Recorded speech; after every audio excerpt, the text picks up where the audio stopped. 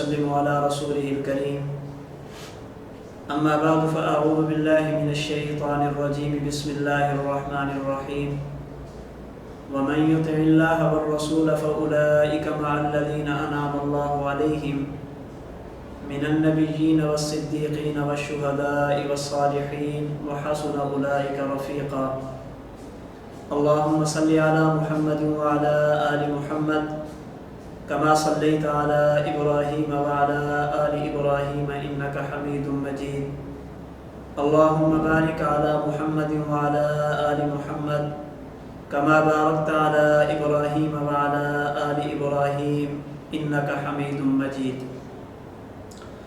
قرآن کریم کا 5واں پارہ سورۃ نساء کی آیت نمبر 69۔ اللہ رب العزت نے اس آیت کریمہ میں اپنے بندوں میں سے 4 ایسے طبقات کا ذکر فرمایا جو منعم علیہم ہیں، جن پر اللہ رب العزت نے انعام فرمایا ہے۔ نمبر 1 من النبیین، انبیاء کرام علیہم السلام کا طبقہ۔ نمبر 2 والصدیقین، صحابہ کرام رضی اللہ تعالی عنہم اجمعین کا طبقہ۔ نمبر 3 والشہداء، راہ خدا میں اپنی جان کا نذرانہ پیش کرنے والے شہداء کا طبقہ۔ نمبر 4 والصالحین، اللہ کے حکم کے آگے اپنی خواہشات کو قربان کرنے والے صالحین اور اولیاء کا طبقہ۔ انبیاء کرام علیہ السلام کے بعد اس آیت کریمہ میں انعام یافتہ لوگوں میں 3 قسم کے لوگ ہیں۔ نمبر 1 صحابہ، نمبر 2 شہداء اور نمبر 3 صالحین۔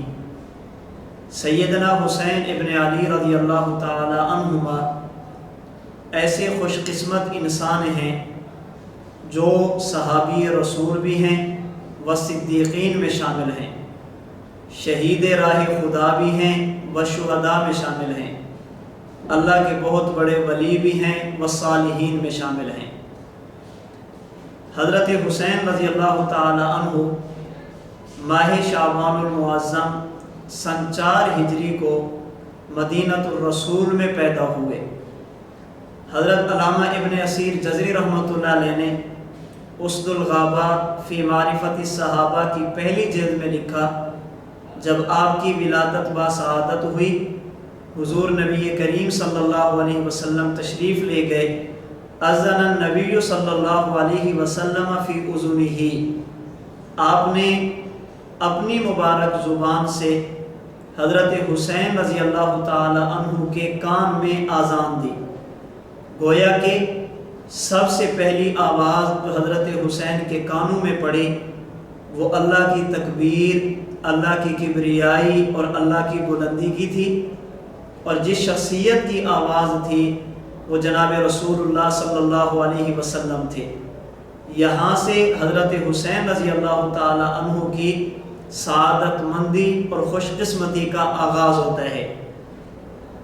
البدایہ والنہایہ میں حافظ ابن کثیر رحمۃ اللہ علیہ نے لکھا، حضور صلی اللہ علیہ وسلم نے اپنے لعاب مبارک سے حضرت حسین رضی اللہ تعالی عنہ کو گھٹی دی۔ گویا کہ سب سے پہلی خوراک جو حضرت حسین کے پیٹ میں گئی ہے وہ لعاب نبوت تھا، آپ علیہ السلام کا مبارک لعاب تھا۔ سیر اعلام النبلاء میں امام ذہبی رحمۃ اللہ علیہ نے لکھا، آپ کی ولادت کے 7ویں دن حضور علیہ السلام کے حکم سے حضرت حسین رضی اللہ تعالی عنہ کے سر مبارک کے بال اتارے گئے اور ان بالوں کے وزن کے برابر چاندی صدقہ کیا گیا۔ مصنف عبدالرزاق کے مطابق آپ کی ولادت کے 7ویں دن حضور نبی کریم صلی اللہ علیہ وسلم نے آپ کا عقیقہ فرمایا اور عقیقے میں 2 بکریوں کو ذبح فرمایا۔ یہ حضرت حسین رضی اللہ تعالی عنہ کی ابتدائی زندگی کے ایام ہیں۔ آپ نے اپنے بچپن کے تقریباً 6.5 سال حضور نبی کریم صلی اللہ علیہ وسلم کی تربیت میں رہ کر گزارے۔ اس میں نبوت نے حضرت حسین کو بولنا سکھایا، اس میں نبوت نے حضرت حسین کو چلنا سکھایا۔ ابتدائی تربیت خود رحمت کائنات صلی اللہ علیہ وسلم نے فرمائی ہے۔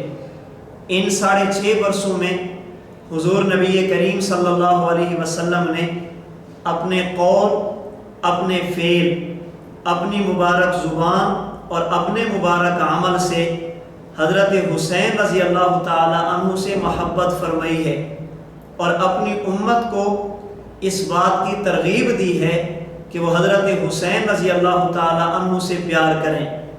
اس لیے ہم اہل سنت والجماعت حضرت حسین رضی اللہ تعالی عنہ کو اپنے ایمان کا جز، اپنے ایمان کا حصہ سمجھتے ہیں۔ ہم اہل سنت والجماعت